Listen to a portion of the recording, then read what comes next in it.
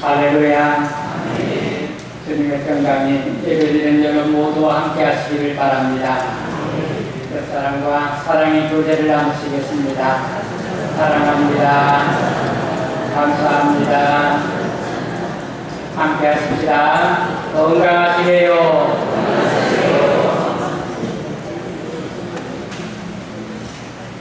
어느 집에서 저녁에 아빠와 어린 아들이 재미있는 프로그램이 없나 하고 TV 채널을 이리저리 돌리고 있었습니다. 그러다가 어느 채널에서 미인 대회를 하는 것을 보고 아빠가 아이에게 말했습니다. 여기 미인 대회를 하고 있네. 우리 이거 볼까?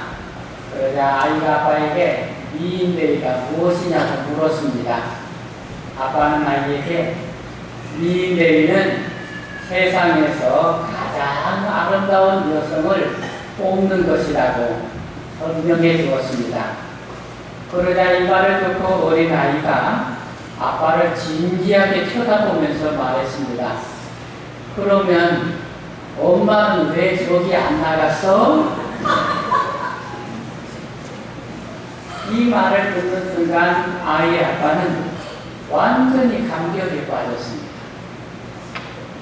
미인대회하는데 우리 엄마가 왜 안 나갔어?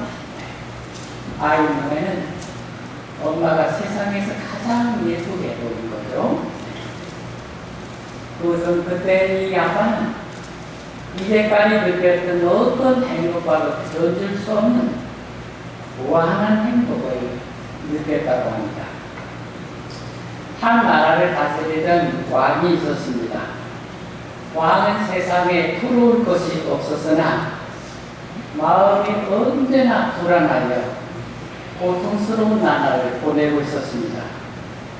어느 날 왕은 나라의 원로회의를 소집해서 자기의 심경을 토로를 했습니다. 신하들에게 자신의 속마음을 얘기한 겁니다. 왕이 내가 이렇게 불안해서 못 살겠다. 도대체 마음이 안정한데 어떠면 좋냐. 그러니까 원로 중에 한 사람이 이렇게 말했습니다. 폐하의 병은 이 나라에서 가장 행복한 사람의 속옷을 입으면 나을 수 있습니다. 라고 말했습니다. 왕은 즉시로 신하들에게 우리나라에서 가장 행복한 사람을 데려오게 했습니다. 며칠 후 왕이 신하들을 데려온 한 사람을 만났습니다. 그는 아주 평범한 농부였습니다. 왕은 농부에게 그에게 당신의 속옷을 벗어주면 좋겠다 했습니다. 그러는 내 병이 치유된다 하니 너희 속옷을 벗어달라 했습니다. 왕의 말에 이 신하는 이 백성은 당황을 하면서 말했습니다. 폐하, 저는 속옷을 입지 않고 지내는 천민이옵니다. 아니, 이 사람이 속옷을 입어야 행복할 텐데, 아니, 이 사람이 속옷이 없으니 어떻게 하면 좋겠습니까? 여러분은 행복하십니까? 행복이 무엇이에요? 뭐가 행복입니까? 오늘 말씀에 복이 있는 사람, 이 복이 있다는 말씀은 무슨 복을 가졌다는 뜻이 아니라 지금 행복한 사람. 복을 소유로 생각하지만 내가 가져야 행복하다고 생각하지만 여기서 말하는 복은 내가 가지는 복이 아니고 누리는 복이에요. 지금 행복하다는 말은, 복이 있다는 말은 우리 집안에 뭐가 가득하다 그게 아니고 지금 내가 행복하다는 거잖아요. 그걸 복이 있다고 말씀하시는 것입니다. 누가복음 11장에는 예수님께서 말 못하는 귀신을 쫓아내신 사건이 기록되고 있습니다. 주님께서 말 못하는 사람을 귀신을 쫓아내서 치료해 주셨어요. 그러자 이 사건을 시작으로 해서 유대인들과 논쟁을 하는데 주님께서 이 논쟁에 지혜롭게 대답을 하셨어요. 그러자 그 주님의 말씀을 듣고 있던 무리 중에서 한 여자가 나서서 자신의 감동을 이렇게 말씀으로 드리는 것입니다. 당신을 뵌 태와 당신을 먹인 젖이 복이 있습니다. 그러자 주님께서 그녀에게 대답을 하셨어요. 그렇기는 하나 참으로 복이 있는 사람은 하나님의 말씀을 듣고 지키는 자다. 대답하신 것입니다. 오늘 여러분과 함께 이 말씀을 같이 나누겠습니다. 한번 따라서 합시다. 하나님의 역사하심을 찬양합시다. 여러분 27절 말씀 읽겠습니다. 27절 말씀입니다. 같이 읽겠습니다. 이 말씀을 하실 때에 우리 중에서 한 여자가 음성을 높여 이르되 당신을 뵌 태와 당신을 먹인 젖이 복이 있나이다. 여러분과 함께 읽은 이 말씀에서 하나님의 역사하심을 찬양하는 내용을 먼저 살펴보고자 합니다. 여러분 이 말씀의 주인공은 한 여자입니다. 이 여자의 주목을 하고자 합니다. 많은 무리 중에 있던 한 여자가 주님의 말씀을 듣고 감동하여 사람들 가운데서 크게 외친 것입니다. 당신을 뵌 태와 당신을 먹인 젖이 복이 있습니다. 누가복음은 이 여인을 통해서 지금 하나님을 찬양하고 있는 것입니다. 예수님 당시 여자는 사람 수로 계산하지 않았습니다. 여자는 사람에 들지 않았어요. 아이들도 마찬가지였죠. 여자는 보통 남자들에게 종속된 사람이었습니다. 그런데 이 누가복음은 여자와 아이들과 노인들 그리고 이방인들 이런 소외된 사람들을 통해서 하나님께서 영광을 받으시는 것을 기록하고 있습니다. 메시아이신 주님은 이처럼 소외되고 버림받고 어려움 가운데 있는 무리들이 하나님의 구원을 받고 있다는 것을 이 여자를 통해서 말씀하시는 것입니다. 하나님은 이처럼 연약한 이들을 돌보시고 곤궁한 이들을 찾아오시고 불쌍한 사람들에게 구원을 베풀어 주시는 것을 믿음으로 받으시기를 축원합니다. 다음에 이 여자가 받은 은혜에 대해서 생각해 보겠습니다. 당신을 뵌 태와 당신을 먹인 젖이 복이 있습니다. 복이 있나이다. 이 말은 마카리아라는 말이에요. 이 말은 행복하다는 뜻이에요. 행복하다. 복으로 충만하다. 이 복은 아무런 조건 없이 베푸시는 하나님의 은혜를 받은 상태를 말하는 것입니다. 여러분이 산상수훈을 읽을 때 심령이 가난한 자는 복이 있나니 그랬죠? 근데 본래 성경의 원어로는 복이 있나니 이런 말이 앞으로가 있어요. 마카리오스 이 말이에요. 마카리오스 하고 복이 있다 하고 복이 있도다 하고 뒤에 심령이 가난한 자는 어순 이렇게 되어 있습니다. 복이 있도다 마음이 가난한 자, 복이 있도다 풍요력 있는 사람, 복이 있도다 온유한 사람. 그래서 이 복이 있다는 말은 행복하다. 이런 사람은 행복하다. 그런 말씀입니다. 이 여자는 예수님을 낳고 젖을 물린 여인, 그 어머니가 복이 있다고 찬양을 하고 있습니다. 그런데 그 복의 내용이 무엇인가 하면 예수님을 낳은 것입니다. 그러니 복이 있는 어머니는 귀하신 분을 낳았기 때문이요. 그러므로 이 여자는 이 말로 예수님을 귀하심을 찬양하고 있는 것입니다. 당신 같은 아들을 낳으신 어머니는 얼마나 행복할까요? 이 말을 통해서 예수님과 그의 어머니를 찬양하고 존중하고 있다는 말입니다. 바라기는 한세의 모든 여신도들의 이런 찬사를 느끼는 주의 이름으로 소망합니다. 이렇게 훌륭한 자녀를 낳으시다니 복이 있으십니다. 아멘을 했으면 더 좋았겠습니다. 옆 사람 보고 한번 얘기합시다. 옆 사람 보고 훌륭한 아들을 낳으셔서 얼마나 행복합니까? 정말 어떤 것 같아요. 여러분 말씀하시는 게 여러분 훌륭한 자녀들 낳으셨으니 여러분에게 행복이 있길 바랍니다. 여러분의 자녀들을 통해서 여러분이 존경을 받기를 주의 이름으로 축원합니다. 사실 마리아는 이미 이 찬사를 미리 받았었습니다. 누가복음 1장에 아이를 낳지 못하던 사가랴와 엘리사벳 이야기가 나옵니다. 오늘날 천사가 엘리사벳을 찾아와요. 그리고 나서 네가 너도 아이를 낳지 못했는데 내가 너에게 아이를 낳게 하겠다. 그리고 그 아이들의 이름까지 지어줍니다.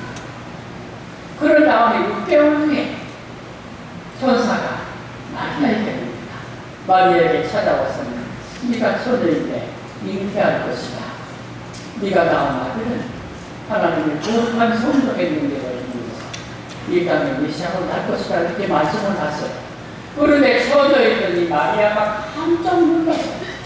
나는 처녀인데 어떻게 아이를 낳을 수 있습니까? 하고 말할 때 이 천사가 말하기를 엘리사벳도 지금 잉태했느니라. 그래. 그러니까 이 마리아가 그 소식을 전해 듣고 엘리사벳을 찾아갑니다.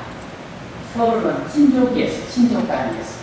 그래서 엘리사벳을 찾아가는데 엘리사벳이 마리아가 자기를 방문할 때 그 놀라운 사건을 미리 알아보고 이렇게 말합니다. 마리아에게 감격에 겨워서 큰 소리를 이렇게 말합니다. 여자 중에 내게 복이 있으며 내 태중의 아이도 복이 있도다.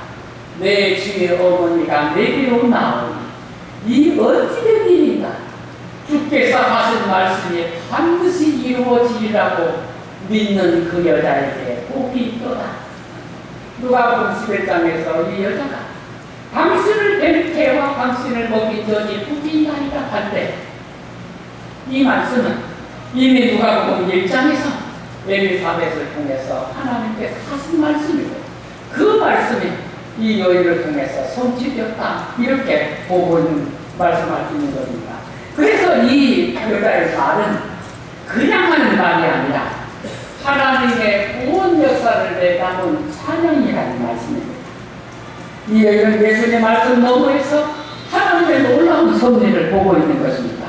당신의 어머니는 하나님의 특별한 축복을 받은 사람임에 틀림없습니다. 이렇게 찬양하고 있는 것입니다. 저는 이 말씀이 우리 여신도들을 향한 축복의 말씀이 되기를 소망합니다. 이 말씀대로 여러분의 자녀들이 자랑스러운 사람들이 되어서 저런 아들, 저런 딸을 낳은 어머니는 얼마나 복될까 하는 축복을 받기를 주의 이름으로 축원합니다. 부모님들이 참을 수 없어 하는 것이 자식 자랑. 예부터 자식 자랑, 마누라 자랑하는 사람을 가르쳐 뭐라 했죠? 팔불출이라고 했습니다. 조금 모자란 사람이라는 뜻이죠. 팔불출이라는 8가지 모자라는 것이 있다는 거. 그런데 7가지예요. 그리고 마지막에 이런 사람들이 팔불출이다. 이렇게 말합니다. 그런데 팔불출이라는 소리를 들어도 사실 사람 자랑하고 싶은 것은 참을 수 없는 거예요. 여러분 이건 참을 수 없어요. 견딜 수 없어요. 마치 샘물처럼 속에서 퍼져나와가지고 자식 자랑하는 것은 이건 못 참는 이 사람이에요. 이 부모님이 그런 거예요. 천주교 성당 다니는 여신도 4명이 같이 모여서 커피를 마시고 있었습니다. 첫 번째 성도가 친구들에게 이렇게 말했습니다. 내 아들은 신부랍니다. 아들이 방으로 들어오면 사람들이 다들 신부님 하고 부르지요. 이렇게 자랑을 해서 아들이 신부인 것을 자랑한 것입니다. 이 말을 듣고 둘째 여성이 신이 나서 말했습니다. 우리 아들은 주교랍니다. 아들이 방에 들어오면 모두가 일어서서 카카 하고 부르지요. 그러다 이제 세 번째 여성이 이제 막 어깨가 들어서 기고만장해서 자랑하며 말했습니다. 우리 아들은 추기경이랍니다. 아들이 방으로 들어오면 다들 일어서서 예하! 라고 부릅니다. 네 번째 여성이 이렇게 말했습니다. 내 아들은 187cm 키에 환상적인 몸매를 가진 잘생긴 모델이랍니다. 아들놈이 방으로 들어오면 사람들은 오 하나님! 얻는답니다. 이렇게 자랑을 했다는 것입니다. 여러분, 부모에게 사실은 한불출이 되어도 그 자식 자랑은 어쩔 수 없는 것입니다. 그런데 이 자랑은 자기 입으로 하는 것이 아니라 남의 입으로 하게 해야 하는 것입니다. 자랑은요, 내 입으로 하는 것은 별로 유익하지 남이 자랑하게 위해 하는 것입니다. 이 여자는 예수님과 모친을 찬양하고 있습니다. 예수님 모친이 내가 자신이 닮았다 이렇게 말씀하시는 것이 아니라 이 여자가 예수님과 그리고 그 모친을 찬양하고 있는 것입니다. 예수님과 모친을 통해서 하나님의 역사가 이루어지고 있는 것을 본 것입니다. 우리도 우리와 자녀들을 통해서 이 세상 속에서 하나님의 구원 역사를 이루어 갈 수 있기를 주의 이름으로 축원합니다. 두 번째 말씀입니다. 따라서 합니다. 하나님의 말씀을 듣고 지키는 사람이 행복합니다. 여러분 성경 28절 읽겠습니다. 함께 있습니다. 예수께서 이르시되 오히려 하나님의 말씀을 듣고 지키는 자가 복이 있느니라 하십니다. 당신을 낳은 태와 당신을 먹인 저지 복이 있습니다. 이 여자의 말에 주님께서 대답을 하세요. 오히려 하나님의 말씀을 듣고 지키는 자가 복이 있느니라. 이 말씀에서 오히려 이라는 말을 잘 받아들여 이해를 하셔야 됩니다. 오히려라는 말은 한쪽으로 들은 것에 대해서 긍정을 하고 그 다음에 더 좋은 방향으로 말하는 것이 그게 오히려예요. 들은 말에 대해서 긍정을 해주고 그 다음에 그보다 더 좋게 말하는 게 이게 오히려가 갖고 있는 뜻입니다. 그래서 여러분 이 말을 이렇게 이해하는 것입니다. 그렇기는 하나 참으로는 하나님의 말씀을 듣고 지키는 자가 복이 있는 자. 나를 낳은 어머니가 복이 있는 것도 사실이지만 정말로 복이 있는 것은 하나님의 말씀을 듣고 지키는 그것이 정말로 행복한 것이다. 이렇게 말씀하시는 것입니다. 이 말씀은 진정한 모든 축복을 말하는 것입니다. 예수님의 모친 마리아가 참으로 복된 것은 예수님을 낳았기 때문이 아닙니다. 예수님을 낳았다는 그 사실로 마리아가 복된 것이 아니라는 것입니다. 예수님의 모친이기 때문에 그래서 마리아가 행복한 것은 아니라는 것입니다. 더 나아가서 마리아가 참으로 행복한 것은 처녀였던 그녀가 천사의 보지를 받고 순종해서 자신을 하나님의 아들이 태어나시도록 자신의 몸을 내어드린 것 순종이다. 이게 정말로 행복이다. 이게 정말로 복이라는 것입니다. 단지 예수님을 낳아서 그래서 행복한 것이 아니라 하나님의 말씀, 천사의 보지를 듣고 주의 종에게 주의 말씀대로 이루어지이다 하고 자신의 몸을 주님께 내드렸습니다. 그 몸을 통해서 거룩한 하나님 아들을 태어나게 하셨으니 그 말씀을 믿고 지키고 순종했기 때문에 그렇기 때문에 마리아가 행복하다.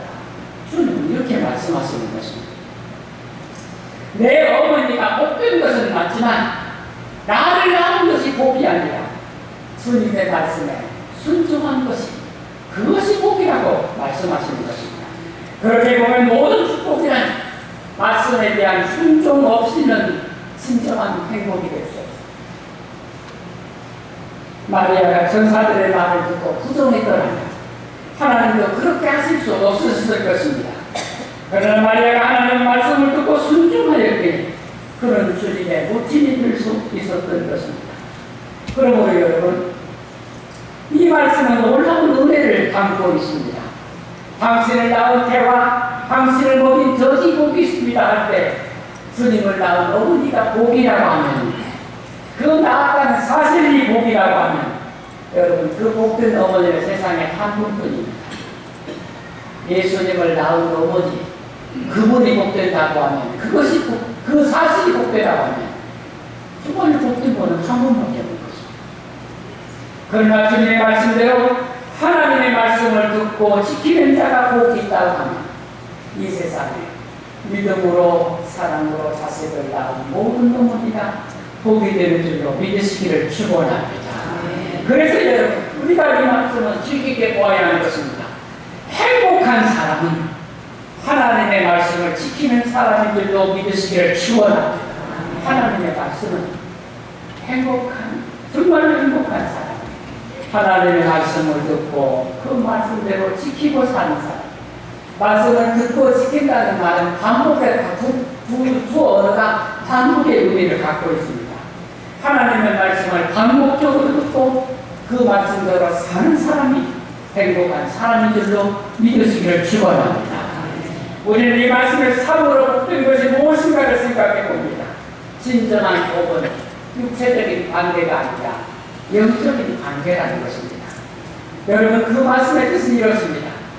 부모님에게 있어서 진정한 복은 단순히 아들, 딸을 낳았다는 사실에 있지 않습니다.